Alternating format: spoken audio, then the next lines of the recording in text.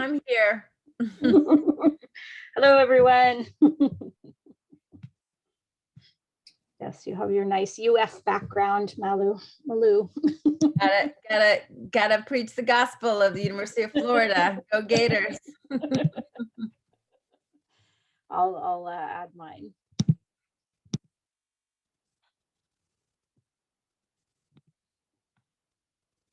So we're going to wait just a minute to make sure everybody gets to the rooms they want to get to.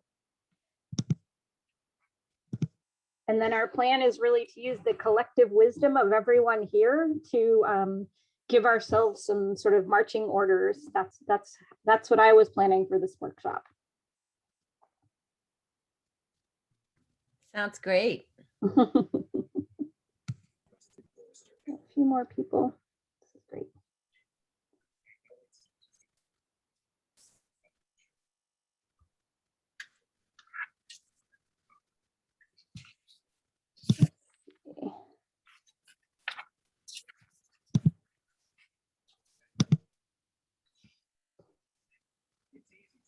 All right. I think we have a small enough group here that I'd love to start by just going around and introducing ourselves and kind of saying what our roles are and maybe why you picked to attend this particular session today.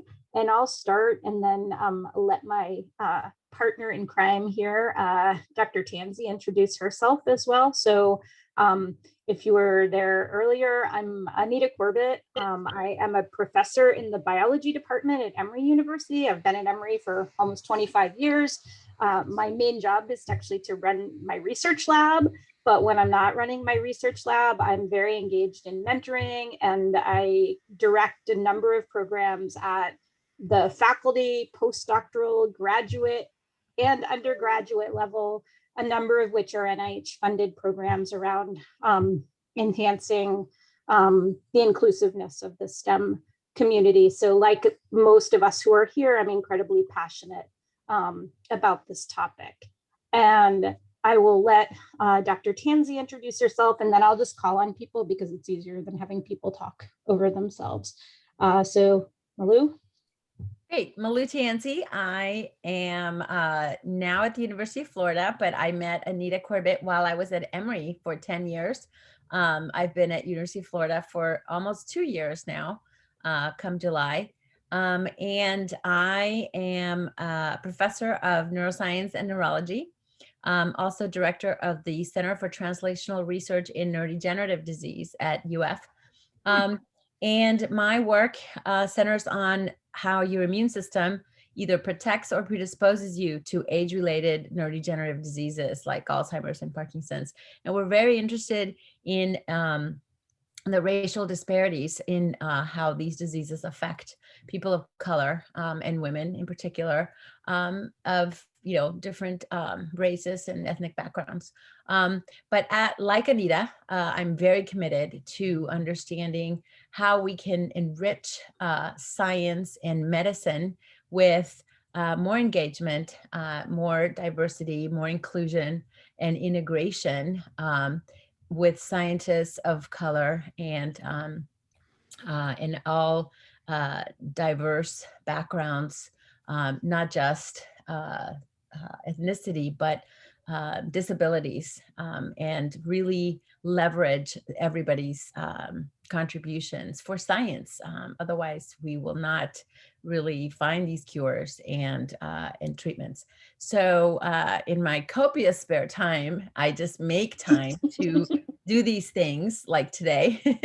And I'm delighted to be here. And I think we never stop learning as mentors of new generations of scientists. We have to continue to find new ways to engage people. And so I'm really happy to be here. And I'm glad that you guys showed up, because Anita and I said, well, what if nobody comes to our session? We'll just find new ways to engage new people. So thank you for coming. All right, I'm just going to go in the order of people I see on my screen. So Amber, do you want to introduce yourself? Hi everyone, I'm Amber Noguchi and I'm the Director of Undergraduate Research and Pre-Professional Programs at Chaminade University of Honolulu. And we're a very small school, we're a Native Hawaiian serving institution. And I work with pre-health students in research that want to pursue, graduate degrees, also pre-law students. We're small enough that I serve pretty much all the majors on campus. And I think I'm really glad that I was able to come to this mentoring conference, because I think going through my background is in molecular and cellular biology, and through my undergrad and graduate work, I just really wish that I had something like this, to attend as a graduate student. And especially I think one of the WAP self-care, but also how to talk to your advisor, is so important. And so I'm really glad, to be here and to learn the Thrive framework. But specifically for this session, I feel that, throughout my own experiences, I've been able to kind of build my network as I go. You kind of just learn things as you go and navigate it as best you can. And so I feel like I do have a pretty good network, but I want to be able to use it effectively. You know what I mean? So I'm really excited to learn more in this breakout. Thank you. Excellent. Labib, and please correct me. Anyone whose name I say incorrectly, please correct me. Oh, you got it right. So Okay. my name is Labib Rohan. I'm an associate professor at Wright State University, which is in Dayton, Ohio, in the Department of Biology. I'm a Leadership Alliance graduate scholar, I guess, 20 years ago. I did my first summer program at City University of New York, Hunter College, which was part of the Leadership Alliance, I believe. And I think 20 years later, I'm here. So what am I supposed to say now? I guess just what's your goal in coming to this particular session? Right. So I've noticed my mentoring approach has changed in the last 8 years since I became a faculty member, and going sort of from very no, I don't want to say pushy, but kind of strict, kind of let's try our best. My expectations are high, to more of a supportive, of a I'm here, whatever happens, you go at your pace.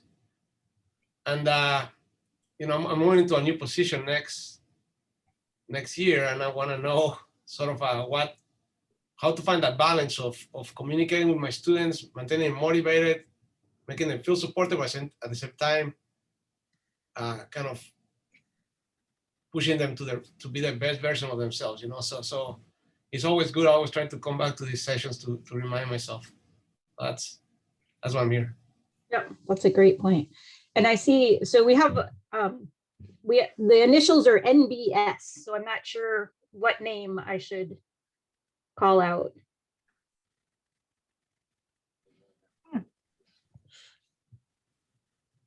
I think, do you want to introduce yourself? It doesn't fit anybody. That's you. Oh, it's you. Oh, it's NBS, right? The computer just calls itself NBS. Yeah. Okay. Hi, I'm Nancy Schwartz. I'm from the University of Chicago.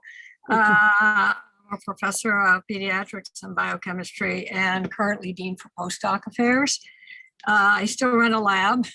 I'm in rare neurodegenerative diseases currently, although I'm a biochemist.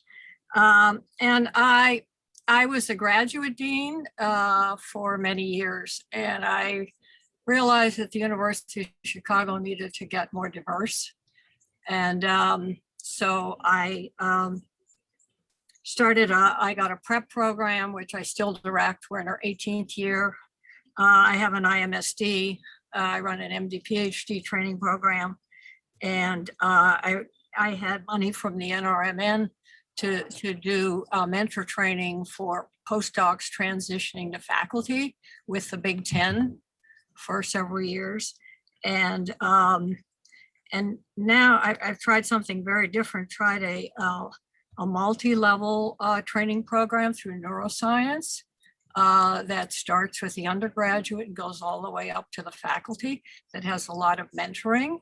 That's sort of the key thing, is that there's peer mentoring, mentoring down, mentoring up, those kind of things.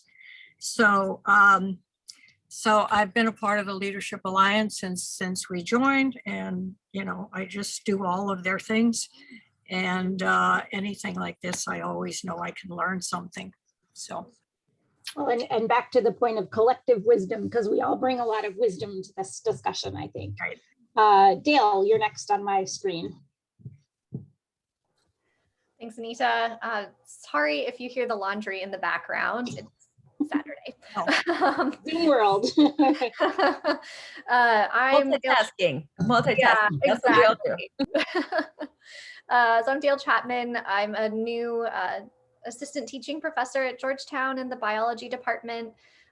What particularly interested me about this conference and this breakout session is something I think I can apply to a program I run for senior undergraduates.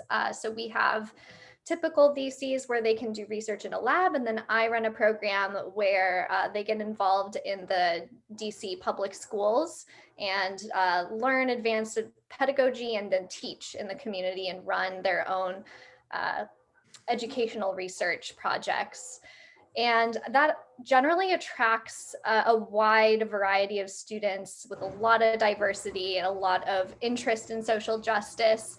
And it's, as a biologist, a little outside of what I'm used to. So I'm just interested in learning how to connect with these folks and mentor them through their social justice initiatives. It sounds like a really cool program. Yeah, thanks. All right, I'll try this one and see how I do. Olu Durotimi, you said it once and I should have listened more closely. Yeah, it's Olu Durotimi. Olu Durotimi, okay. All right, hello everyone. I'm Olu Durotimi Adetunji. I am currently Associate Dean for Undergraduate Research and Inclusive Science at Brown University. I'm a physicist by training.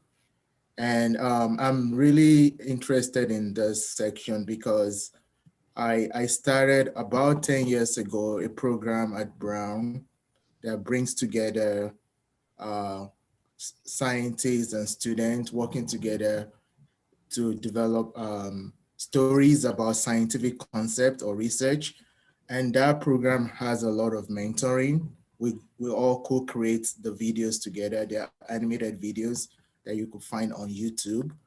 And through that process, I've mentored over 140 students that have gone on to do great things in science, as well as to do things in science communication.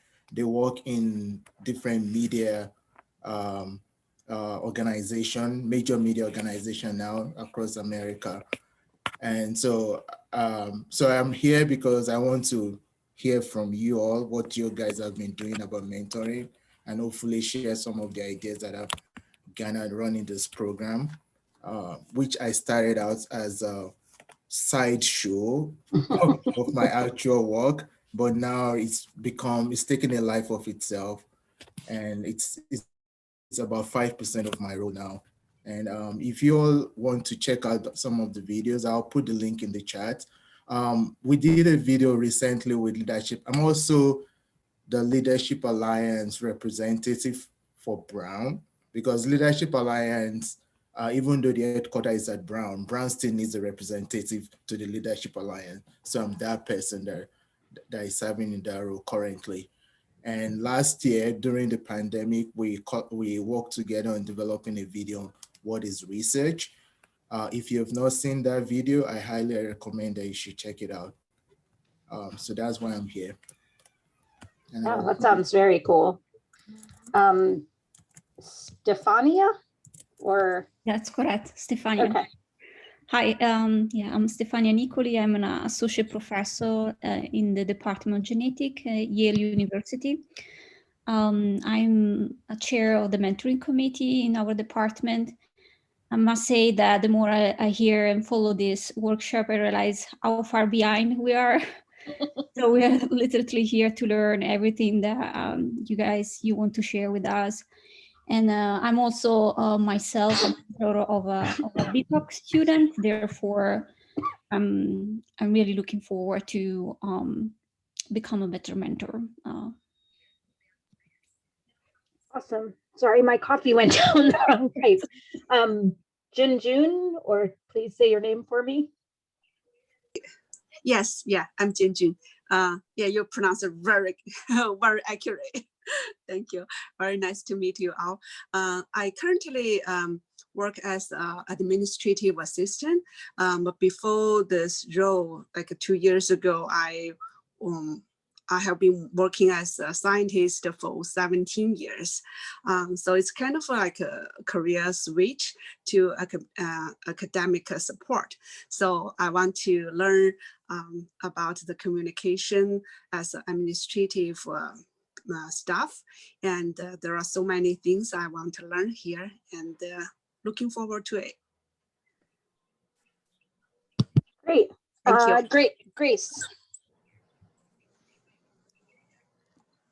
Hi, I'm Grace Abalaji, and I work at Prairie View A&M University in Texas. I've worked in one of the Nigerian universities and established the undergraduate research. So this mentoring program I brought here also to Prairie View.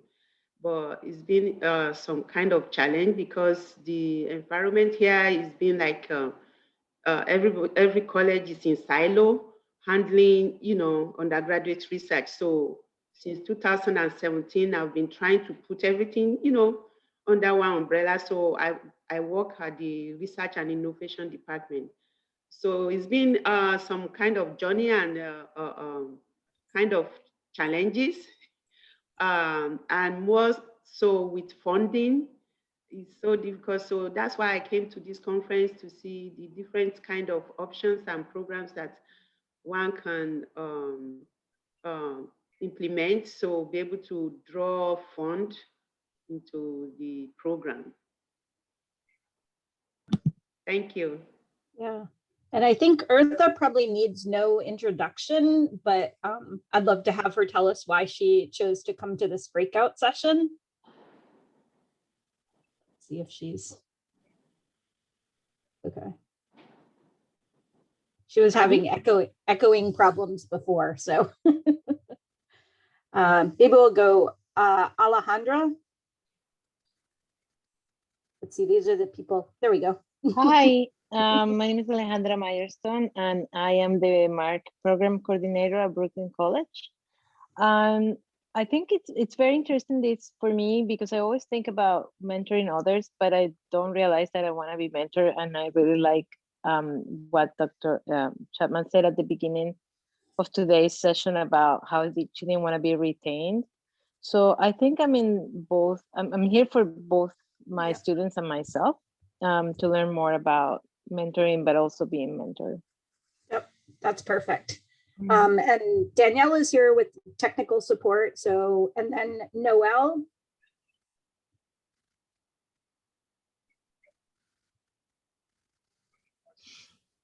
All right. We can circle back to Noel if she's not ready. Yeah, that's perfectly fine. Well, yeah, and it was really. Did you do Eartha? Excuse me? Did you do Eartha? Yeah, that should be everyone, I think, okay. Unless I missed someone. Yeah, so it's really interesting to hear the different people who are here because they're people that bring different sort of perspectives to the table. And I think that was really what I was thinking, and what Malu and I were talking about when we talked about this session was that we would have people who have collective experience, collective knowledge, collective ideas. And so I have a couple slides to share just to put people on the same sort of put people on the same page. I reflected back on some of the things I do and how they would fit into the Thrive Mosaic. And I'd love I'll stick up that slide and when we get to that to hear other people's thoughts. And then I actually just created a Google Doc, which I feel bad because it's like my answer to everything during this year of living virtually, is every answer is a Google Doc.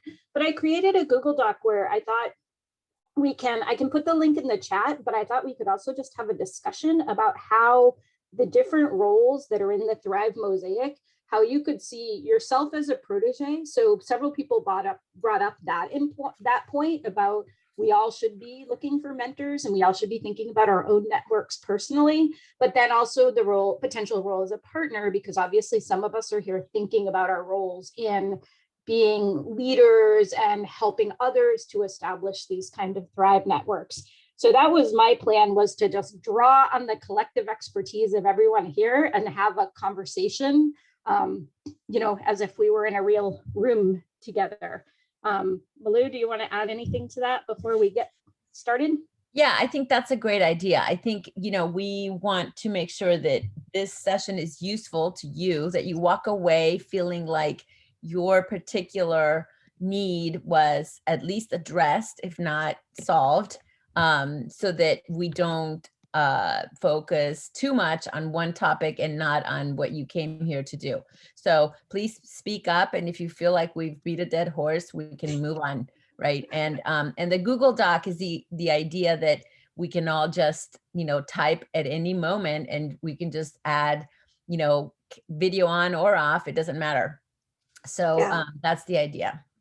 Yeah, and then I thought we can share this conversation, and then as we get near the end, we could maybe go around and think about, I'm a big fan of action items for meetings. And so I'd love to maybe take a minute to go around at the end and just have everybody tell us kind of some action they've chosen to think about taking in response to the discussion today.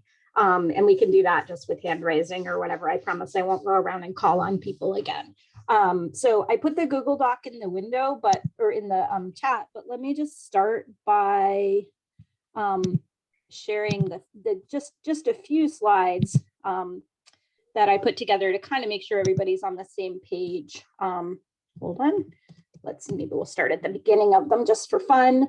So you've already met me, and then you've met my colleague Malu, who generously agreed to sort of back me up here because we've done a number of these kind of sort of workshops together. And so I find it incredibly valuable to just have a colleague that I really respect and who shares some of the same challenges that I do and some different ones. And so we really enjoy working together on these types of workshops.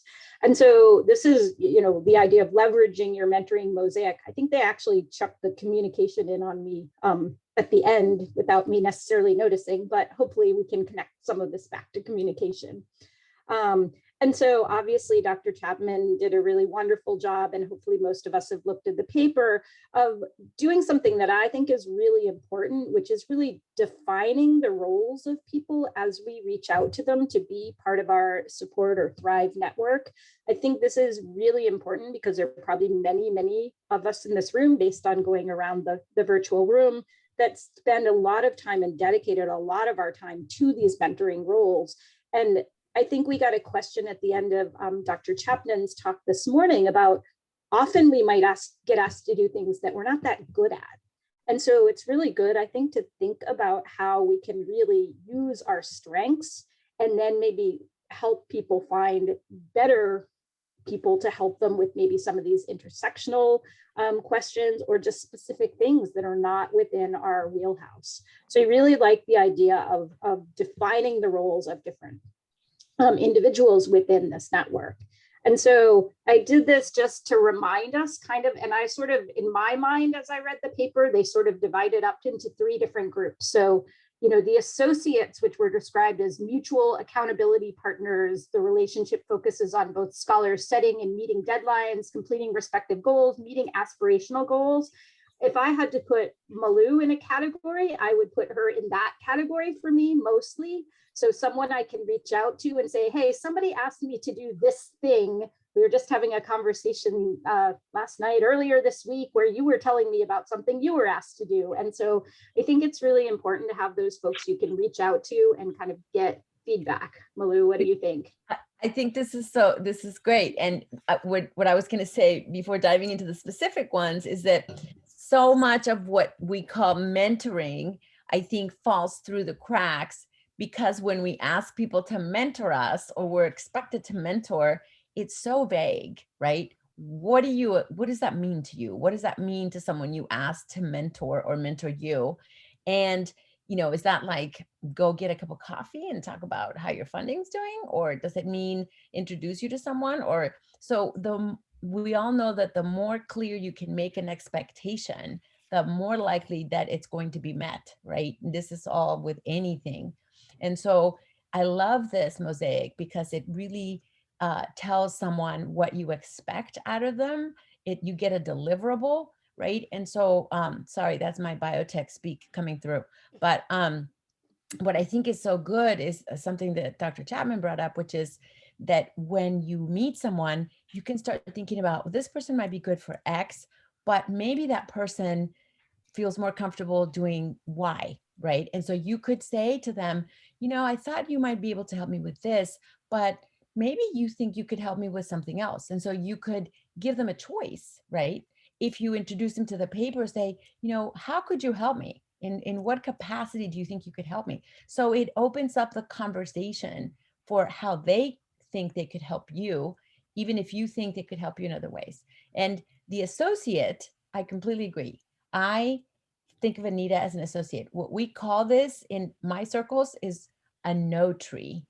A no tree is when somebody asks you to do something and you just got to say no sometimes, right? And you got to figure out how to prioritize the yeses and the nos. And so in some of my female network and minority network circles, we call this a no tree. You call people and they tell you, just say no for the stuff that you really shouldn't do and the stuff you really should do. So an associate is your no tree. Yeah, absolutely. And that's what I put down as well.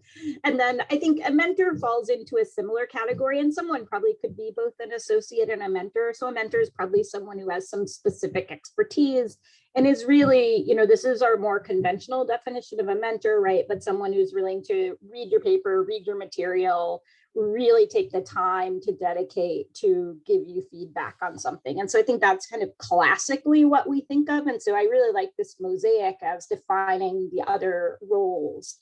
And so then the two that I would put in this category that I think relates back to sort of now what we refer to more as of sponsorship or being a champion for someone is the connector and the advocate, right? So the connector, like Dr. Chapman mentioned, this is sort of one of the easy ways to get into a network or to bring someone into your network, because it may be, it's simply an email where they send you an email and they connect you to someone.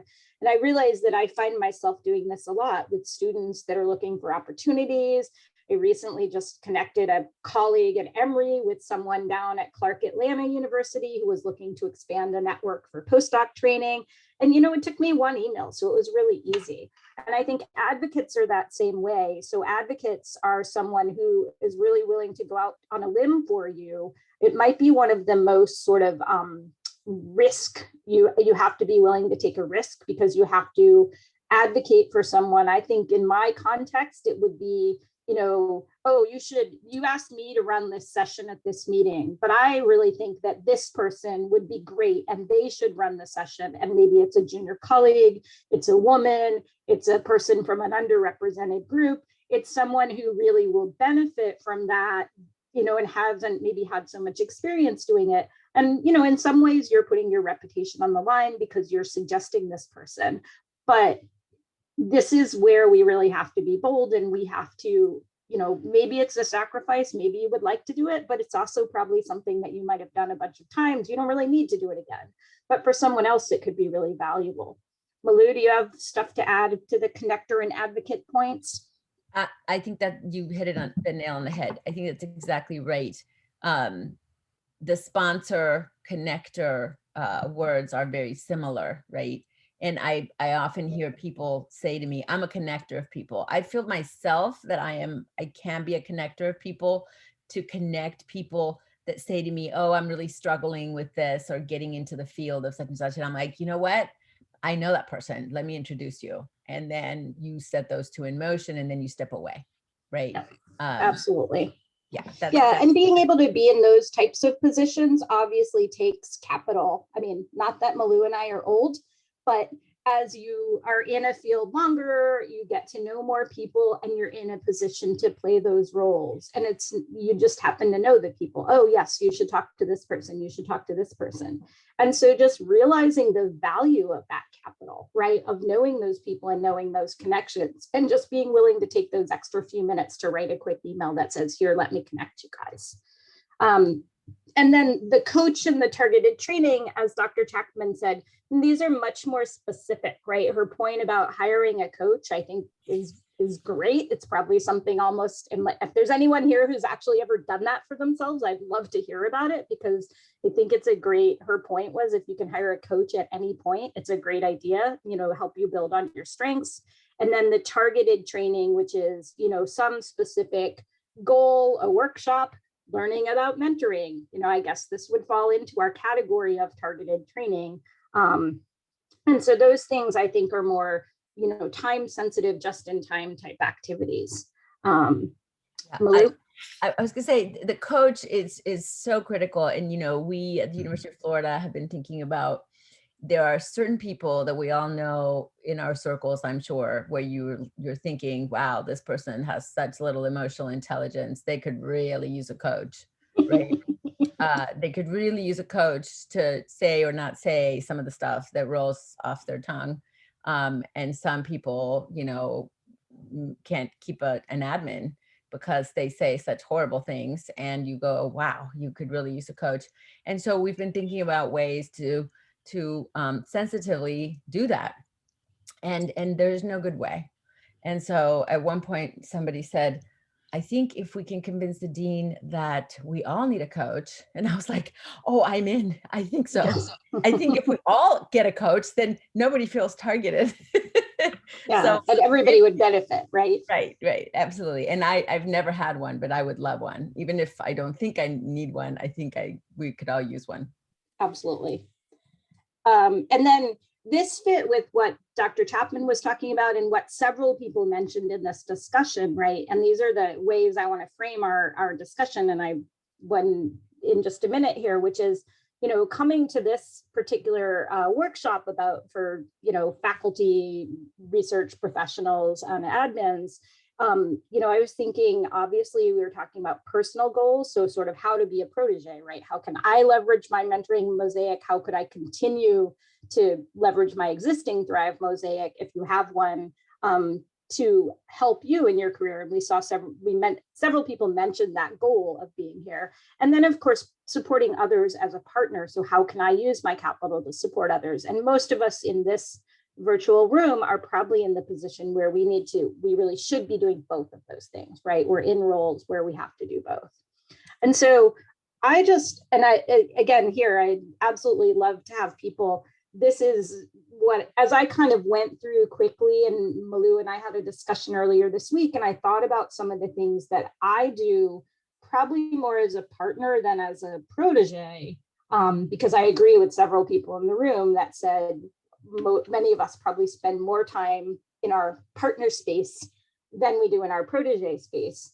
As Malu said, having a just say no partner like this no tree, I think is critically important, particularly key for junior, for BIPOC and for women, people that get asked a lot to do different things.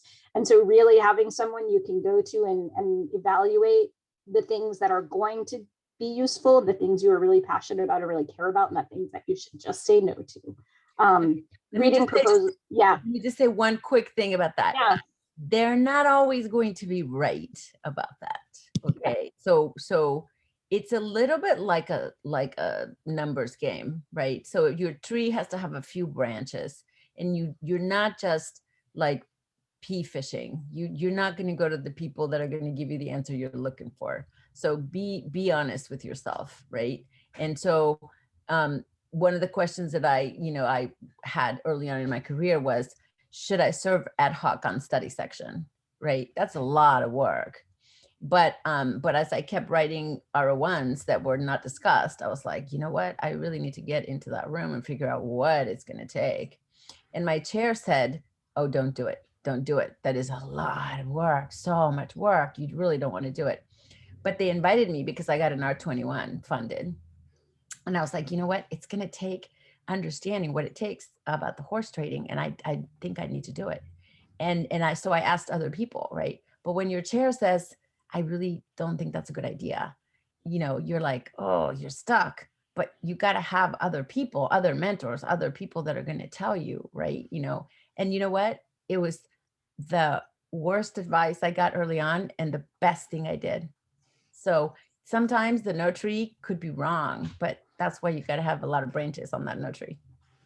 Yeah, I think that's a great point.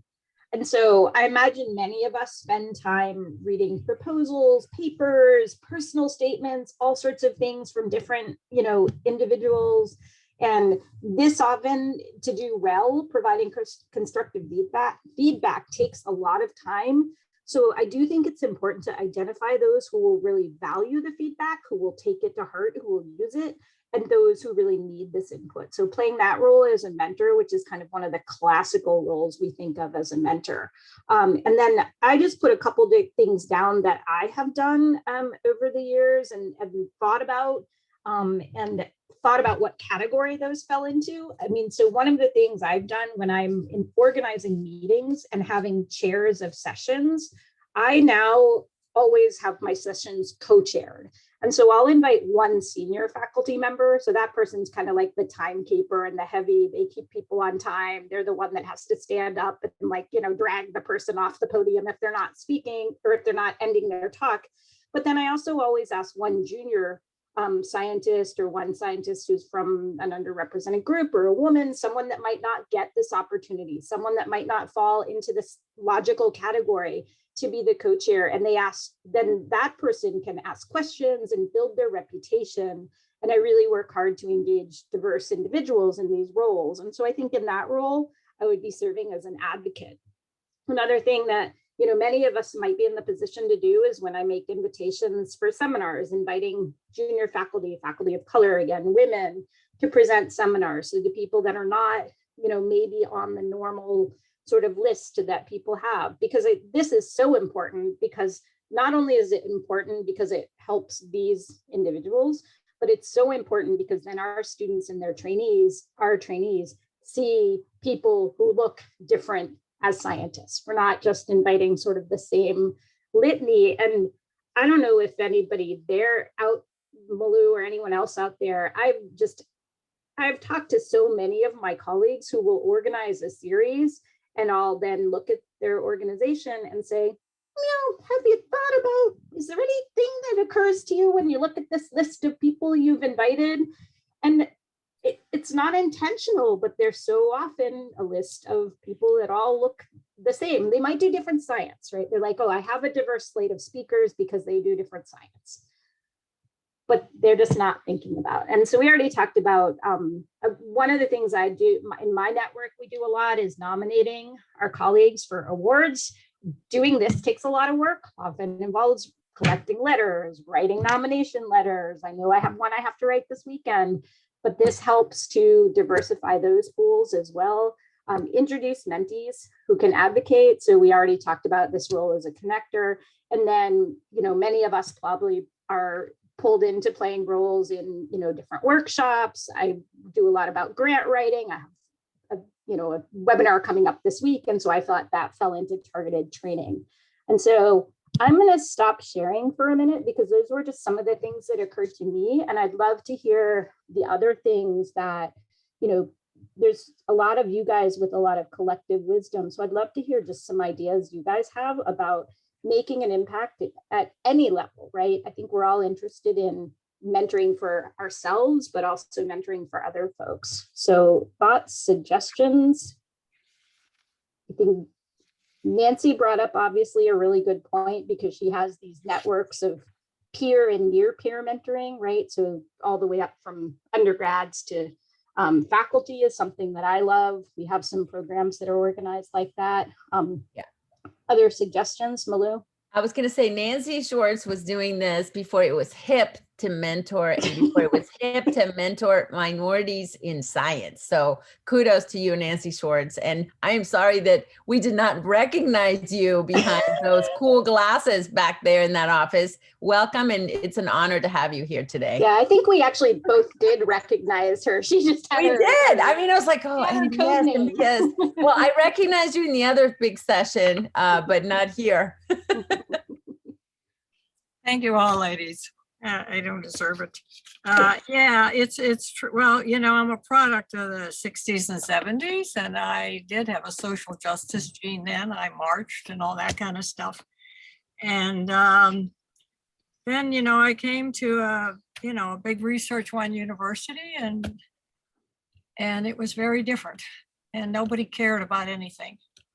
And it took me a good 20 years while I, focused on myself and so on before I started thinking about it, that we have so much to share and we're not doing it. And it was deaf ears. So I just went and looked for opportunities. And that's one way to do it if you can't convince the powers that be to do things, just figure out a way to do it yourself. Well, then go out and get money to do it. Get out and get money. That's it. Go out and get money for these training programs. Because, it's just like your research, doesn't go anywhere if you don't get your own money. Well, I got to say, they just aired, if some of you have not seen Picture a Scientist with Nancy Hopkins, you should. But if there was going to be one about racial and a URM training, another Nancy should be in there, and it should be you, Nancy Schwartz, because you really have led the charge in a lot of that. So thank you for that. Good. Well, thank you. Good. Yeah. Any other thoughts from Labib? Yeah. So I have a question about what Dr. Schwartz just mentioned. I'm not in an R1 institution. I'm actually in I don't know what it would be, R2, R3, depending on the year. We're the affordable public university option in Ohio. That's how we present ourselves. And I can see in a lot of universities, not only us, there is a lot of a lot of administrators talking about diversity and how we care about all our students. We have a pretty much open enrollment. Any student can enroll regardless of how they did in high school or how ready they are for college. But as a faculty member, I haven't seen them put the money or the effort behind what they preach, So I sometimes I was thinking, well, if it's not going to happen here, many of us have tried to fix it. I should just go somewhere else. But what I hear from at least you three that have spoken about this is you just have to do it yourself, get the money, go out there. And I mean that you come from big places, I'm a little bit scared to hear that. So, yeah. So is that the case? That is the case. Actually, not that you have to go someplace. What I would say is you have to form partnerships. You have to form allyships, just like you do for everything else. And it's not just people of color that have to buy in. It's people like Nancy and people like Dale and people like Stefania, right? It's people like us are not going to do it alone, right? And it's changing the next generation of white men and that are going to have to be allies. People who are not in intersectional careers and that are not lesbians, that are not in heteronorm positions, that are going to have buy-in, right? And an example of bringing in CUNY, right? The place where you are, is to have foundations and the NIH. I'm not a CUNY. I'm in Ohio. I was a student. Oh, you're right state. Yeah. I'm sorry. Grace is at CUNY. Yeah, sorry. Got my institutions right. You're at right state. Yeah, in Ohio. Either way, right? We should require it to have the R1 institutions partner with the non-R1 institutions for multi-institutional grants. How about that? And we should require grants to bring in junior people, right?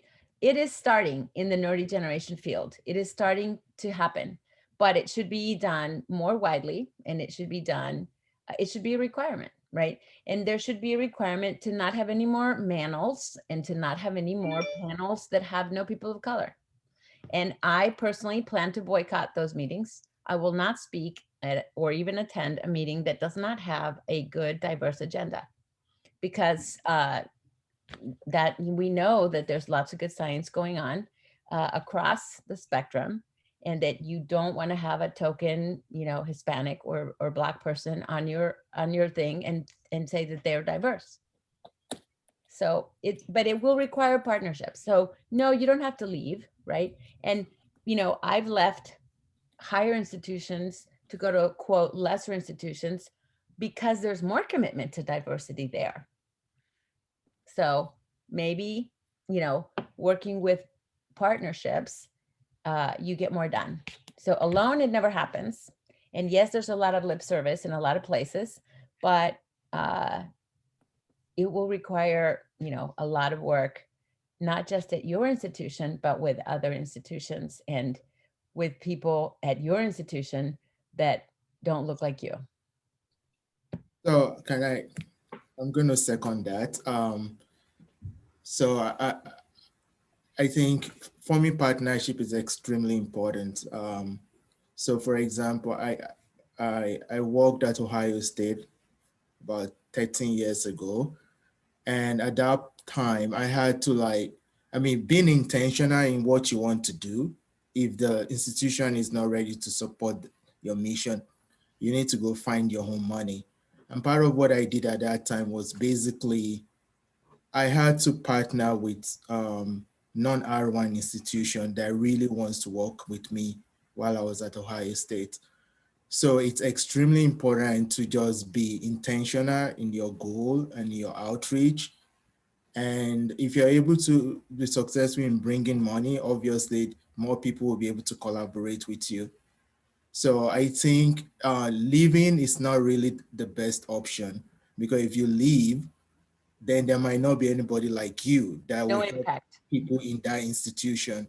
So I think just trying to increase your outreach and trying to find the right partner across your area of expertise or whatever you're trying to do, leveraging resources like from Leadership Alliance and other groups. Yeah, it's important. And yeah, I think leaving is not the best solution, because if you do leave, you're not going to have that impact. Yeah. I mean, it's a great question. Maybe you can use the Mosaic, like, you know, to solve this problem. Like, you might want to find an associate to discuss it. You need to find a connector, right? You might need a mentor to tell you how to do it that has done it. What else? And there might be, a mentor even in your institution that you've not identified. You know, it doesn't have to be in your department. You just have to find someone that is willing to listen in your institution. I bet you there will be somebody that could help you going forward. And if not at your institution, find a connector that will connect you to another institution that can mentor you, right? Well, yeah, just so that we don't spend a lot of time. Like, I'm already leaving. So you know, well, you said you're taking a new position, right? Yeah, right. I was just thinking how many other people are in this space where they think, you know, is grass greener or is it not?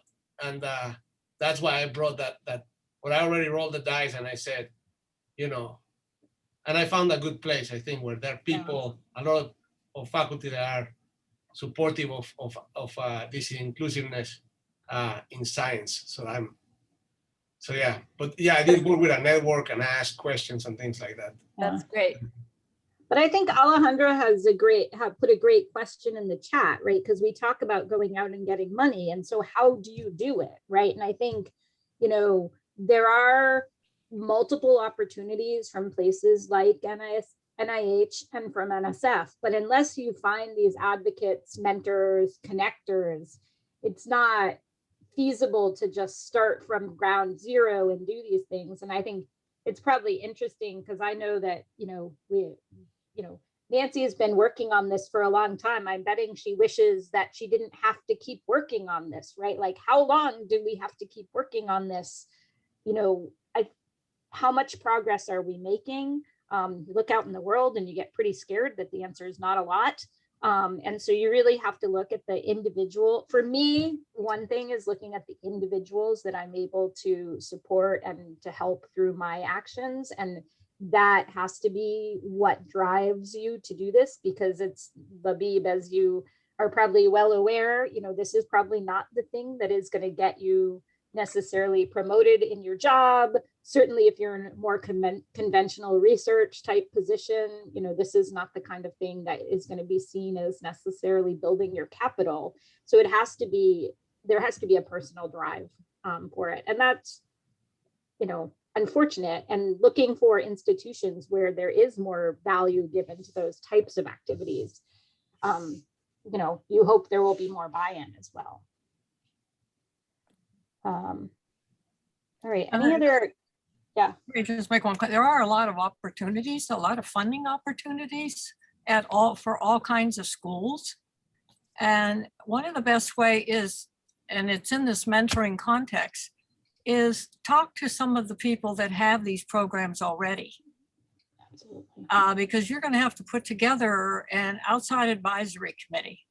And one of the best things to do is get to know all the people that are in these circles already and doing these things, get advice from them and bring them into your sphere and let them help you that way. Because that will look good on your grant too, that you're already sort of included in this club because you know these people. So, this mentoring thing, I mean, it goes in all directions, all levels. So that's a good thing. If you're looking for money, do it that way too. I think Nancy's just volunteering to be one of those mentors and a connector. And I would love to put together like a workshop on this in the future. And so she can expect a phone call from that. The other thing is that, you can always pay it forward, right? That's what I say to people. We all pay it forward. You have to, as a role model, right? Today you help someone and the next day they're going to help someone else. It may not come back to you, but it's going to come back to someone, right? And that is how this world works.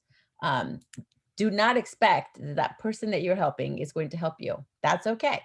Just when somebody says, oh, I have no idea how I'm going to help pay you back, say, just pay it forward someday. Yeah, that's a great point. All right. So I think I'm going to share the Google Doc. Now, the downside of sharing is that you can't see everyone's face, so we can increase some people, but I'd love to just hear some suggestions. And I put these specific points. And now I can't see anyone's face. Derek Webb joined us late. Is he also support, or is he a new joinee late? Yeah, I don't know. Derek, we introduced ourselves. Do you want to introduce yourself? Yes, I'm Derek Webb. I'm a second-year biology pre-med major, chemistry minor at Dillard University in New Orleans. Welcome. Thank you for being here. And that's great because that also brings us, we've got a lot of broad perspectives in this virtual room. So yeah, like I said, I hate this in some ways because it's harder to see people, but I wanted to go through this exercise while we have this collective wisdom in the room. And so this is a Google Doc. I'd already put the link in the chat. Let me actually just stick it in. You can actually split your screen in a way that you can do half and half and still see the document on one side and then a small gallery on the other side, so you can still see people. Yes, I've got it. And so I really wanted to just get some suggestions from folks out there, and I might not, and anybody else who wants to type in this document is welcome to do it as well. but I thought it would be useful to go through at least the associate, mentor, connector, and advocate components of this and think about it from the perspective of being a protege. So again, something that several of us in this virtual room have said we're not as good as we should be at thinking about our own mentoring networks. And then also think about it from the partner perspective. So personal strategies, I put down as protege. And so associate, I'll just remind you, is kind of like your partner in crime is the way I put it, as sort of someone that you can go to ask their opinion about things. And so as a protege, what sort of a strategy that someone could think about that we could use our associates? So I think about Malu as one of my network associates, or my Thrive, a associate in my Thrive Mosaic. And Partner in so, crime. Yes, partner in crime. And so I'd love for people just to shout out or go to the Google Doc themselves and put in. Feel free to type in. Yeah. Yeah, I was thinking of the just say no or the no tree. No tree. Other thoughts from, and you could get things in being a partner. So things we can do to help trainees to build these connections. And yeah, that's the value of doing this with this collective wisdom and then being able to share this among ourselves at the end. Other comments, other thoughts, personal strategies to be a protege, to leverage your resources. Go ahead, Malu. Yeah, on even the mentor, but in the protege, I had one example where I had a trainee from UAB say to me, I was at a workshop, an NIH workshop of all things, where she said that she got talked out of working in the area that she's working in. And I was like, what? She said, yeah, these guys these men, white men, white old men, that's her words, not mine, told me that I shouldn't be working in that area because so-and-so already had it figured out and had a company, and there's no reason to develop a research program on that I should switch fields. And I was like, what? She goes, yeah, right. And she tweeted it. That's how I saw it. She said, shouldn't they be trying to help me instead of like tell me to go switch fields now that I have my lab built around this? And I said, uh-huh. And I said, don't worry. I know the person they're talking about. Let me introduce you to him. And he, I know, will help you figure out how you can build upon what he's already built, maybe be a consultant for his company, and we'll go from there. And that's what we're doing, right? So there are ways around some of the bad advice that you might get from people. So, don't be deterred. And I would say that you can be both a mentor and a connector and a workaround when someone finds a roadblock in their lives, when it seems like all is lost. Like, how can you really tell somebody to switch fields when they just took a job to develop? Like, what? So I think in many ways we can be, in one sentence and in one move, a mentor and a connector for some of these people. Yeah, absolutely.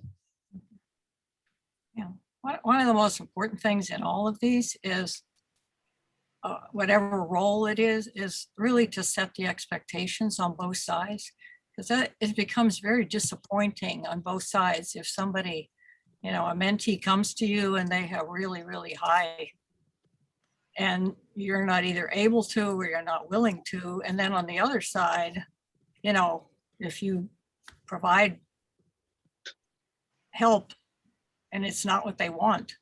So, that effective communication and setting expectations are really critical. Yeah, absolutely. Alejandra. Yes, now that you were mentioning that, I was thinking about this student of mine. So she's an amazing student, moved here from Dominican Republic, went to community college, but started doing research really early at community college, and then has published like 2 papers. She's a senior, about to go into a PhD. And everybody kept telling her, like the people that met her, even though she would get into these programs like Princeton, the visiting program at Princeton, and she's doing research at Rockefeller in New York. And then whenever she met people, I guess PIs, they will tell her, you're not ready for a PhD. You should not apply to a PhD. You know, she's in the MARC program where we work with them to help them apply for a PhD. And even one of the institutions told her that she should, you know, I'm sorry to deny your application. That was Albert Einstein. We'll just move you to the prep because we think you do better at a prep. And I was trying to mentor her and say, hey, you know, like I don't think you're completely ready to go. You've been doing research for 3.5 years. You're in Rockefeller. You have publications. You have presented, and you have, like, what else do you need to get into a PhD? But she was so convinced that she almost took a prep until recent, and she had already been accepted to a university for a PhD. And then she didn't want to go to that one. She felt like, oh no, nobody wants to take me. I'm not good enough. And this is what she's hearing, right? So I'm thinking like, what? I cannot convince her, and she's Latina like me. So I'm trying to like find a way to connect her to maybe Latina scientists that can, you know, talk to her, because what I felt like is like, oh no, you're just telling me this because you're my coordinator, but I don't really deserve it. Long story short, she just got accepted into George Washington University for their PhD, but she could have given up, you know, because she believed these people, these were men also telling her actually that she should just do a prep, that she wasn't ready. And she could have given up, and finally she persevered and got into George Washington. But I saw how close she was to going into a prep, to applying to preps and giving up the whole PhD idea because people had told her that she wasn't a good enough candidate. So I'm wondering, how do I find connections? Like how can you find, how can I help her connect to people that she can look up to and that are gonna help her believe that she can be that person, you know? Yeah, I have my colleague, Dr. Tansey here, who would be a perfect person for this student to talk to, who, you know, is an amazing cheerleader. And you know, those are the kind of connections we need, right? Yeah, happy to do it. I just put my email in the chat anyway for Eartha, who left before I could give it to her, I think. But Eric Buckles, I'm about to send you the same request. I would love to learn more about Dillard University in New Orleans. I know very little about it. So if you can email me, I would love to connect more. I have a colleague who just moved down there and is actually looking to get more involved in you know, just research and teaching and doing more with students, grads, undergrads, whatever. That's great. So sorry for being late. I had to run a Saturday science program for high school students for 10th well, to 12th there you grade. go. Multitasking in a mentor role. It's okay. Exactly. Well, and I think that's a really important connector, right, that Alejandra just brought up, right, is that ability to just be that individual that someone can see themselves, right? I mean, this is what's so important in peer mentoring, near peer mentoring, right, is to have students be able to see different people as scientists and not just be constantly looking at scientists that all look a certain way, right? And there's still just too much of that. There's still too many examples. You know, Malu said it, and I agree. I would not be part of a manel. We even talked, Malu, earlier about the rapid turnaround of, you know, releasing requests for grants that are due a month later, and that those disadvantaged people, they disadvantage women, they disadvantage people with families. So there's all sorts of active things that we can do to try and avoid, you know, perpetuating the situation in the way that it's been, which has been massively exacerbated during this pandemic as well, right? So I think connector is, you know, finding role models and knowing those people to reach out to is important. I would also say that something that's really important, obviously, is, you know, attending. I'm not sure where maybe it goes up here under these general thoughts that Nancy was bringing up, but, you know, attending conferences that you know, bring, I guess, I don't know, like-minded was the way I was thinking, like-minded people together. Dale. Yeah, I think with the trouble that Alejandra was having, it makes me wonder, that seems to be a lot of pressure on the mentees to be honest about what they're hearing from other people in society. And, you know, how do you as the mentor welcome that honesty and make a, you know, safe environment where they feel comfortable to open up about what they're hearing? Yeah, I think that goes back to the question that came up earlier, which is, you know, how do we create spaces for people to just share honestly and have conversations that can be difficult, right? I'm being told this, I'm being told I'm not good enough. And well, yeah, I mean, the Google Doc is a perfect way because you don't leave a trace as to who put the comment, right? The Dropbox does, the email does, the text does. So, you know, I personally hate Google Docs because I'm just not a Google Doc. I don't know how to, I mean, I'm really bad at it. I do it, I use it, but it's one of those last things. You know, I've just recently, as in 2 days ago, figured out how when you go to share on Zoom, you don't have to, you can ask for the desktop option, and then you can, anywhere you go, you're sharing that window as opposed to having to stop sharing. And then, because that was one of my least favorite things about Zoom during this pandemic, that I would share something and then I wanted to go someplace else and I'm still sharing the old, that would drive me crazy, which is why I like GoToMeeting. So that was my commercial for them. But anyway, somebody said, you just have to pick desktop and then you can show us your email if you want to. So anyway, the point is that I think Google Doc, maybe you can tell me if I'm wrong, unless you are like a IT specialist, I think Google Doc doesn't leave a trace about who left the comment.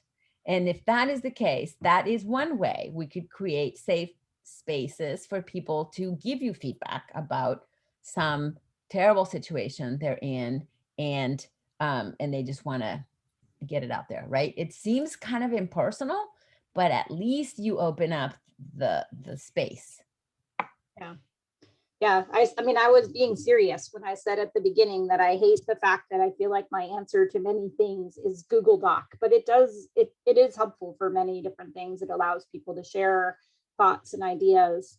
Do we have thoughts about, so I put down in the connector, sort of helping to navigate roadblocks via finding role models, because I think this is something that maybe could have helped Alejandra's student if she had more scientists that looked like her that she could point to and say, and they could say to her, like, look at, you've done all this work. And Alejandra, I guess this is one of the struggles, right? This is like the parent problem, right? Because we can tell our kids over and over things, and until someone else says it to them, it never connects. And so I think the more people we can connect students to, the more opportunities to bring them into spaces where they can connect not only with mentors, but also with associates. So I think that's another really important point, you know, that they can have colleagues that are facing some of the same challenges, right? That I think is the main, is a major issue, particularly in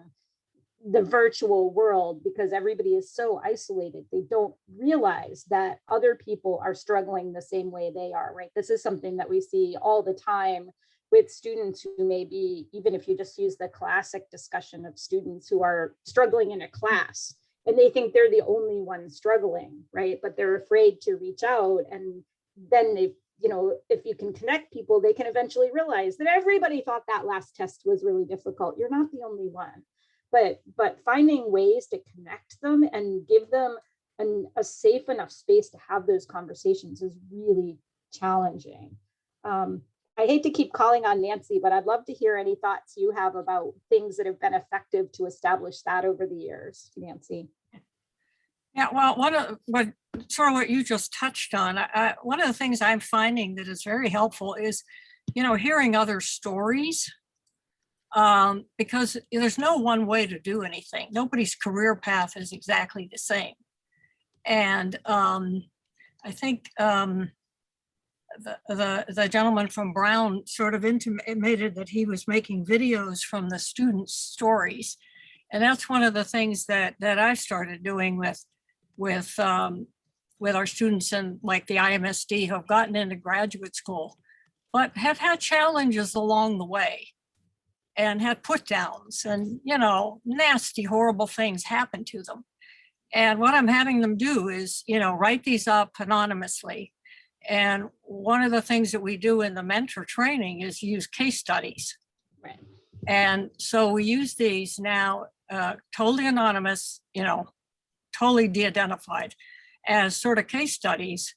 And then sort of in the end, make the comment and, well, the faculty, if it's a faculty mentor training or something, gets shocked when we say, this is one of our students that's in graduate school here now. And Wow. it really opens people's That's eyes. great. I like that. That it makes a big difference. But just hearing, there's just no way of, and everybody, like we heard before, gets advice.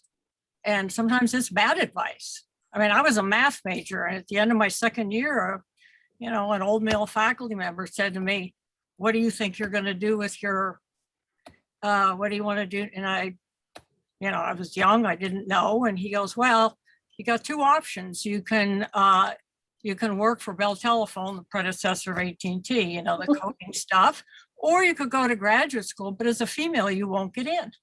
And I believed him. Yeah. So I switched majors. Wow.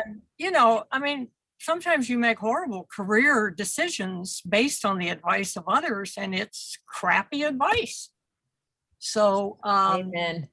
and yeah, and so, either obviously talking to more people and getting more advice from those kind of people who give advice, but just hearing other stories who have gotten to the next stage or even beyond, and find out what all are the things that they did face and how they overcame them. It gives you, it bolsters resilience, Yeah, absolutely. And that's something Malu and I really first kind of connected and got close to one another when we were co-directing the IMSD program at Emory. And that's something that we do a lot, is bring in, scientists to a lot of different scientists that are in different career paths and who look differently, who talk about the challenges they faced, right? Because a lot of students just don't even appreciate the fact that everyone had bumps in the road along the way. Some of them have huge roadblocks, and they manage to get around them. Labib. Yep. So Dr. Schwartz mentioning student writing stuff anonymously to share their experiences. And sometimes myself and others, have wonder about telling stories like that, like, oh, this is what I faced. But there's always that risk of pissing somebody off, from your previous institution, or somebody who might be a mentor in some ways, right? So how do you go about that? Well, totally de-identified. There's no names of schools, no names of individuals, nothing like that. You can change things around. You can make a male, you can turn it into a female. I mean, there's a lot of different ways that you can sort of, I don't want to say doctor the story. It still has the essence of what the problems are, but you can definitely de-identify these things. Right. Well, I was wondering, for having a broader, so the only people that see it are the people that come in contact with your program. Yeah, that's true. That's true. So if you wanted to put something out there for, let's say, like a SAGNAS newsletter or something like that has a broader impact. Right. Would that be too risky? Maybe. I don't know. I don't know. Well, I think these YouTube videos, which we have the link in the chat to, those sound really valuable, right? And something that could be really useful more broadly. And there are, but it is taking a risk always, right? When anyone shares their story, it's taking a risk. Yeah. Right. Alejandra's got a good point. You can change the pronouns to protect, the identities. we do that with, you know, the ethical conduct of science when we do case studies for that. I think those come from real stories, and I've used real story examples from my own life, sadly enough, to make the point of a lot of things, right, Anita? I mean, we've run into some real bad ones together, and we're still, you know, running into them on a daily basis. Yeah, we have one case where we could probably generate a case story a day if we wanted, a case study a day if we wanted to, right? Exactly. Yeah, no, and I think that's another thing that associates do. They deliver what we call a 1-2 punch, right? That some students have mentors that don't believe in this that we're doing here, and official mentors that don't believe in it. And some of them are, you know, students of color, and the mentor isn't, right? And they need help, and they cry out for help in many ways, right? And somebody has to be there, because otherwise that is what the leaky pipeline does. We lose them. And so Anita and I circle the wagons, and we deliver a 1-2 punch, right? And she's the good cop and I'm the bad cop. And sometimes we trade roles, and we just, you know, we work behind the scenes in many ways. And sometimes, you know, you have to be careful, because you don't want the student to certainly undermine the mentor, but you collect things from different people in your life at different times. And sometimes the mentor doesn't have to know what went on. All they know is that somebody came along somewhere and sealed up the leaky pipeline for that person. And we don't need it to be advertised that we did anything. We just got it done, right? And so sometimes you have to work behind the scenes, and you're not going to get a lot of credit for it, but it doesn't matter. You just helped somebody. And so associates sometimes have to work in a 1-2 punch sort of way, and figure out what needs to happen. And I would argue you could do that both at the protege level and at the partner level. And yeah, and because we won't get a lot of credit for it, I would like to say that Malu and I just had, I think, a real success story where a student just got accepted into an NIH funded Iraqta postdoctoral program. I think we're both so excited, and this student got accepted into this program through their hard work, their commitment, their dedication, their resilience, and in spite of their mentor. So these are the cases. Sometimes you have to work behind the scenes. I do want to point out that you know, one of my goals in running this session and having this discussion was to try and make some of us think about how to build our own networks. And as is probably typical for most of the people in this virtual room, we've just spent most of our time talking about how to support our trainees and how to support the people that we're working with. So I think I put in some things under associate. I'd love some suggestions for thinking about how we could leverage our own mentors. And I'll call out Malu as someone who I think has been a good mentor to me over the years, as well as an associate, in teaching me about sort of working with a team. And so I think in a way it's just modeling the behavior of people that you see. So you see people out there who are in a role or doing something that you think, oh, they're doing a good job. How can I take on that? You know, that, and I can just some specific things. I think Malu is really good at working with a team and saying like, oh, the leadership team. And those are sort of languages that I didn't have before we worked together. And so any other suggestions or people to think about how we personally as proteges can work with mentors. I mean, we have some more junior people. I could pick on someone like Dale, right? So Dale, you must have some mentors. You're pretty new, right? Who are you looking for mentors, and how are you looking for those people to help you? It's a great question. Because you're putting all your capital into helping your trainees, right? But you should also be building your own mentoring network, right?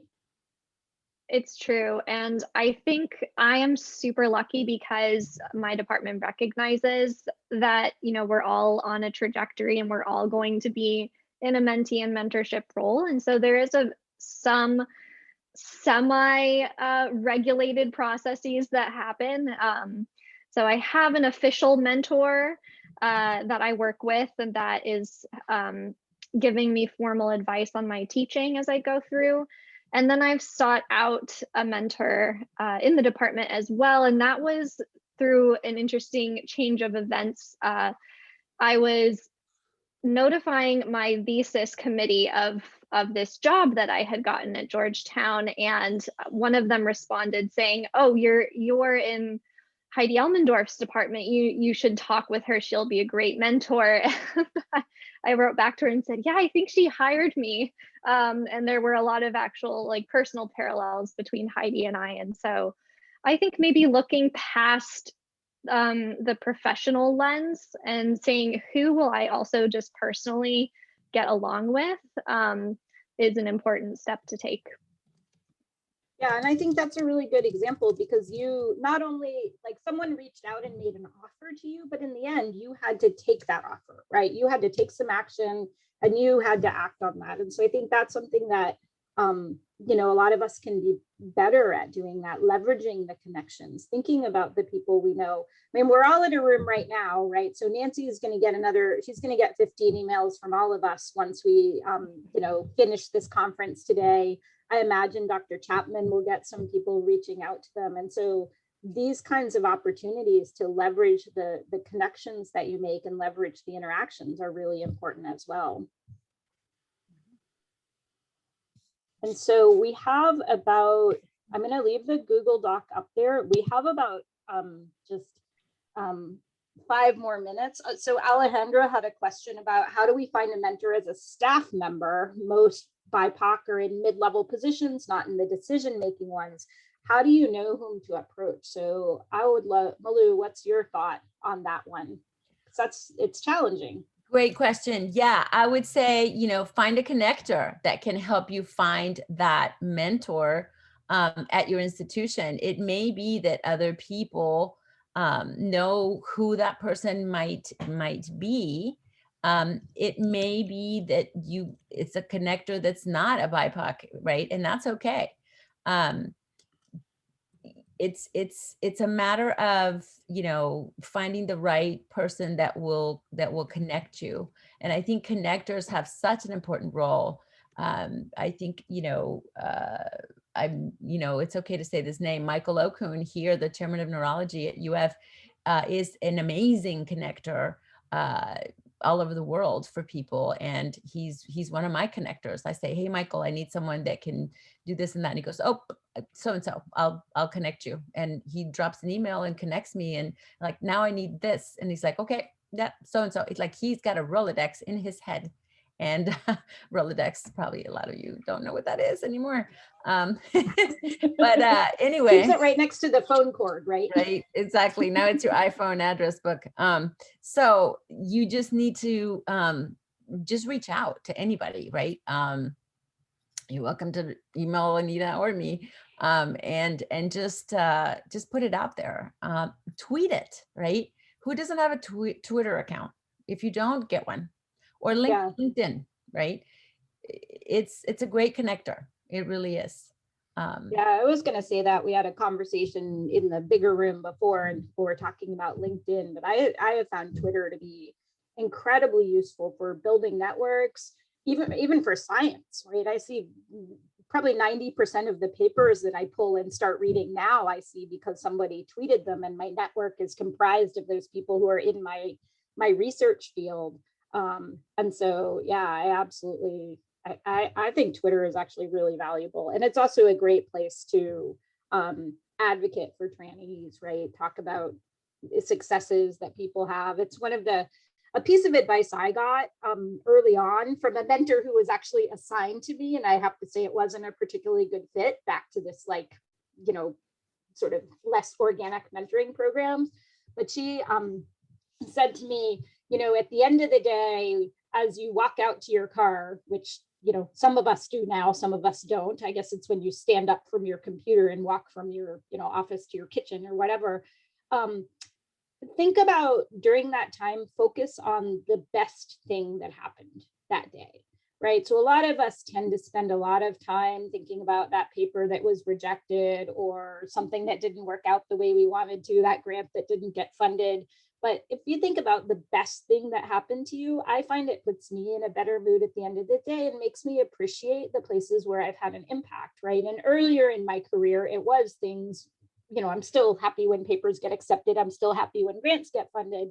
But nowadays, more of my successes are things that happen to a trainee, someone in our IMSD program who gets an NSF grant, someone who gets into the graduate school that they wanted to get into, someone who wins, you know, an award that I nominated for them for. So I think that to me is really, you know, really great advice to kind of allow you to focus on the impact that you're having and, you know, stay positive, even in a world where it can be really challenging to stay positive. So you said, you know, let's get an action item. I think my action item is going to be to connect someone every day with someone else. Doesn't matter. I'll do it on Twitter and I'll look for someone, preferentially, you know, a female young investigator or a person of color and or intersectional scientist or, you know, academic, and I'll connect them. And that'll be my goal. Right. And And I probably won't do it every day, but if I shoot for that, then maybe I'll do it every week. Yeah. And I see some great connections happening in the chat here right now as well. Yeah, I think I'm in the process of organizing a meeting that was canceled 2 years ago. So one of the things I've been doing is going back over our plans for who to invite. I have to rejig some of them. And so I think I'm going to stick with my goal of continuing to invite generally pre-tenure scientists for whom it will be a good thing to write on their CV to either give a talk, chair a session, or also give a talk at my institution. So I'm in a place now in my career where I can do those things. And so I'm going to do that. Does anybody else want to share? If anybody wants to come give a talk virtually or otherwise to UF, please email me. And can everybody put their emails, if you want to share them, on the Google Doc? That would be the easiest. Yeah, that would be a good idea. Because we're going to get cut off on the Zoom. That way we will have them. Yeah. Let me, if you want to share them only, that so, would be. I'm on my phone and the reason I go in and out of cameras because with my 3 kids, but will you share? Can I use the Google Doc after we're out? Yes, I think so. If you have the link, you'll have it forever. Yeah. Okay, great. Yeah. So I'll put it in there then. And I've made it open so that everybody can edit it and everybody can share. And so if people have other things that they think about in the meantime, what I'll do is get we'll maybe just share it out to everyone who was at the conference, because that's probably the easiest, but maybe I'll have them share it out on Monday. So if people want to add other things. Right. So what you want to do, Alejandra, real quick before we get cut off, is copy the link to your note or to a text it to yourself or to someone. Okay. So you have it so that because it will get lost in the Zoom chat here. And then you'll have it forever and then you'll get to it. We'll have it once you see the recording, you'll have it, but yeah. And I was going to say, so it is 2:45 and I want to respect people's time. It's one of the things that I'm a real stickler for, is ending things at the time they're projected to end. But I am also willing to treat this a little bit more like like it was a real meeting. And so if anybody wants to stay around and wander up to the podium and chat a little more, if anyone, I'm happy to stay, but I'm also happy to release anyone who wants, you know, a little bit more of their Saturday afternoon back, or who has another meeting going on. They did say that the program says that the Zoom will stay open until 3 for anybody that wants to wrap up. Okay. Yeah, exactly. So I'd love to hear if anyone else has any other sort of action items that they'd like to you know, share with us on the basis of this, and it can be reaching out to someone who's in this group, whatever you guys want. Alejandra? Yeah, I think that's what I'll do. I'll reach out to people in this group because I think I need to start looking out for myself too and find mentors. So yeah, definitely. Yeah, or somebody to network with, of course. Yeah, I think that's a really good point. I mean, if we were going to have action items, we should also have an action item for ourselves. So I actually asked a good question after Dr. Chapman's talk, and I'm going to reach out to Dr. Chapman after this and talk to her a little bit more about the Thrive Mosaic. And Malu, you shared something you were going to do as part of your leadership training, correct? Right. Yeah. So I'm taking the leadership development training here at UF that a lot of leaders have to take or have the opportunity to take. Get to take. Yes, get to take. That's a good way to put it. And there's a project that you have to do at the end of it, right? And you have to do an elevator talk on it, 3-minute elevator talk, and why you need to do it and why this would be good for you and for your university or whatever. And so I'm going to give decided yesterday, I think, in talking to Anita, that it would be great to use the Thrive Mosaic and talk about it and institute it at the University of Florida College of Medicine and do one of these for them. And so I'm really excited. And I'm going to work with Jose Abisambra, who is my colleague at University of Florida Neuroscience Department, who just got appointed Associate Dean for Diversity to work with me on this. And so it's gonna be fun. And I'm gonna say exactly why we need to do this. So this is super timely and it's great. I'm super excited. Other thoughts, comments? Amber, can I pick on you? You were talking about using this session to kind of build your capital. So do you have some ideas from these discussions today or someone you want to connect with? Yeah, definitely. So many things were kind of going through my mind throughout the session, but kind of like in parallel, right? Because how we were talking about, we're trying to mentor our students, but then we also, need to think about our mentorship for ourselves. And so, yeah, kind of a lot of things, kind of running through my mind. But for the students, I mean, at Chaminade, I am trying to develop a mentoring program. So I have a couple of peer mentors, but I would like to develop it further. And then also I'm trying to kind of develop this alumni mentoring, right? So for the ones that have gone on to their own programs, whatever that might be, or the workforce, right? If, they are interested in mentoring or informally, mentoring our current students as to how to, get on those paths. So there's that piece of it. And then of course, like still trying to think about how I'm gonna reach out, of course, to Malu and Alejandra and, other people just to kind of, I think for my own networking and professional development, and then right, kind of just see how things go, I guess. It's like, it's weird, right? Because you go through this and like I mentioned before, you just kind of learn things as they come, right? Without real training or whatever. And so it's almost kind of like I'm trying to catch up, but then also do more. So yeah.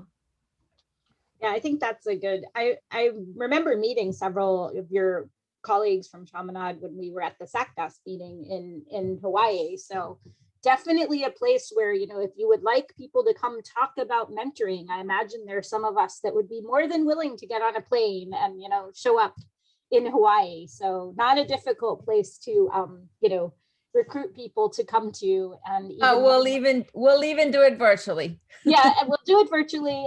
But even if in a lot of cases, these opportunities, the money is limiting, but you can get people that care enough that they're willing to come have discussions. And certainly, if you do it virtually, it doesn't. We'll pay our own way. We just need the invitation. Malu and I would be happy to come visit you, right, Malu? Yeah, there you go. Well, that's awesome that you guys brought that up because that's something that we've been wanting to do again, like that fair, that grad fair that we had on campus, but people were already there for SACNAS. So it kind of was, like an easy sell since a lot of people would already be there, but we are trying to think of, perhaps hosting another one of those in the future. So I will definitely, reach out to you all for whoever is interested. Yeah, no, I think that would be Yeah, great. absolutely. And I mean, you know, there are ways to contact Leadership Alliance and other places that might be willing to sponsor, you know, one person to come or to sponsor a session or something like that. So I think there's a lot of, like, you know, opportunities, and there are a lot of people that care a lot about these kinds of activities, right? Yeah, and don't always assume that you have to pay them to get them there, right? Some people have their own budgets set aside for doing diversity work, like I do, and we have our own. I have my own discretionary funds that I set aside to do this, right? And you know, if somebody wants Nancy for a workshop in Honolulu, we can arrange it. Just saying, just saying. You heard it here. You heard it here. National meeting, and I've been to Chaminade. There you go. There you go. More than once. So More than it's doable. It's doable. But you know, it's not so much the cost. It's really the time that people need to put in, right? And it's not trivial. And so you need people that are going to be dedicated, that are going to follow up, that are not going to drop the ball. And we need to have more of us, right, for the impact. So you want to catalyze and kind of feed it forward. And I would add, Amber, for the student portion of it, it's very important that you can take advantage of this speaker series through the Leadership Alliance also. That's yeah, right. Great opportunity, right? That's right. Right. There are a lot of resources, and it's just part of it is finding the time, right? Finding the time and making the space. I mean, this is the whole, many of us have gone to leadership meetings, mentoring meetings, and when we're in this space, we are really excited and we're thinking about these things and we're talking about these things. And I make lists for myself on the plane going home back in the days when we used to get on planes. And then the challenge is integrating it into your daily life, right? When you're running so fast and you're just trying to get the things done that you need to get done. So it really is challenging, and using some of the tools that we advocate for some of our students, right? About actually, like Malu wrote about it in here, like setting aside specific amounts of time, actually breaking your days up into spaces. There are apps that can do this, you know. So I think some of the tools that we've been introduced to through our IMSD program that the students use are incredibly valuable to some of us who just didn't, you know, start out and didn't grow up in a world where we, you know, Twitter was always on and the phone is always on and you always have email. And particularly in this virtual world, I think it's been really challenging because most of us don't have any separation between work and our personal lives. And so I think all of us probably really would have liked to gone to this session today about mentoring, you know, using your mentoring mosaic for self, you know, whatever, self-wellness, because we probably all should be there. Yeah, we all fall in the rabbit holes of social media for a few hours. So when we say 10 to 20 minutes, I would set an alarm for that.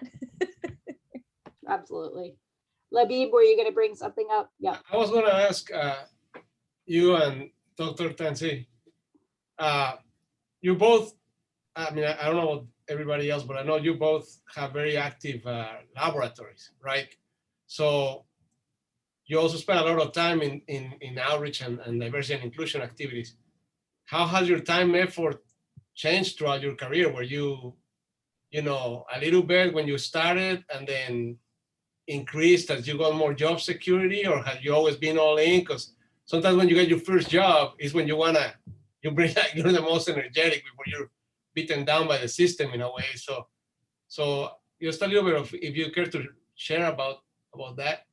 Yeah, I mean, a quick answer for me, I think, and probably pretty typical, is, you know, the timeline before you get tenure. If you're at an R1 institution, you really need to focus on your research and you really need to get it done. But I've always been really committed and interested in mentoring. So early on, I was part of graduate leadership, and it definitely has grown as I've gotten more senior. I have a couple senior people in my lab, and so that helps me to take more time to run the programs that I run.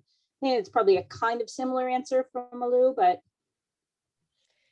Absolutely. I've always been all in too. I mean, as a graduate student, my graduate mentor, Jim Stoll, sat me down and said, hey, listen, you know, this recycling thing you're doing in the 80s, it's got to go, because you're going to be on the 9-year plan. You're never going to finish your PhD. And I was like, what? So I was always doing stuff for recycling, ethical treatment for, use of animals and diversity. And I've always been like that, like my plate's always been full, but you just gotta pull other people in, right? And you've got to get more people under that umbrella. And then you run into people like Anita and you can't say no to them, right? So by the way, that no tree, it doesn't apply to each other. We yeah, don't no, we're terrible no to each other. trees. Yeah. So when she called me about this and I was like, yeah, I've got a grant, 3 grants due next week, but sure, of course I'm going to do it. So you have to be protective of your time, your research career, and staying in that position is the key, because if you're not there, then you're not going to be able to do the other, right? So that is key. That is number one. And so you have to join forces and you have to protect that against everything. As you go higher and higher, then you have the luxury of doing more and more. But you have to prioritize. You have to really be careful, and then you'll get to do more. For us, it doesn't really matter so much, but as Anita said, the better the people in our labs, the easier it is for me and for her to do it.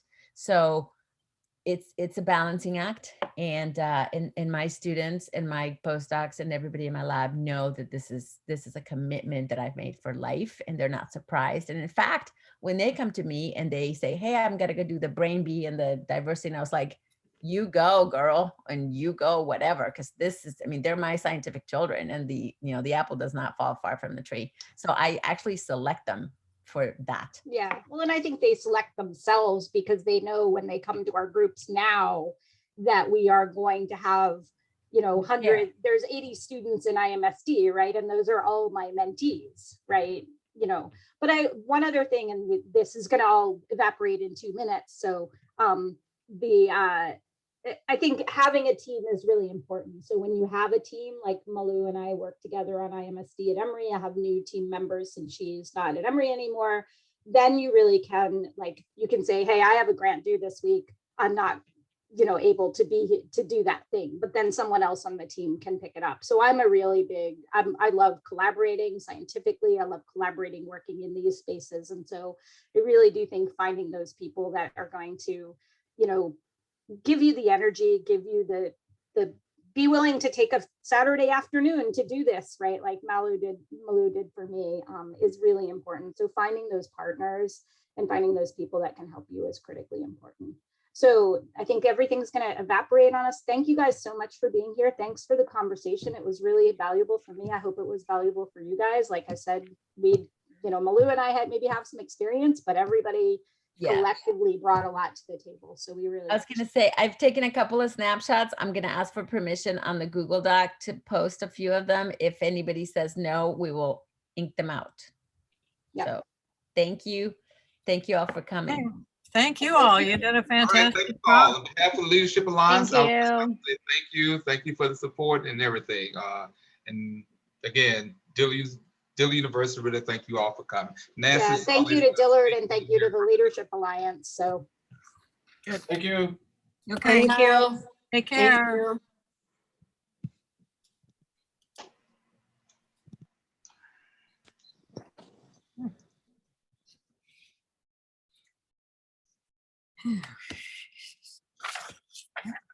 Yeah, it could have been the same.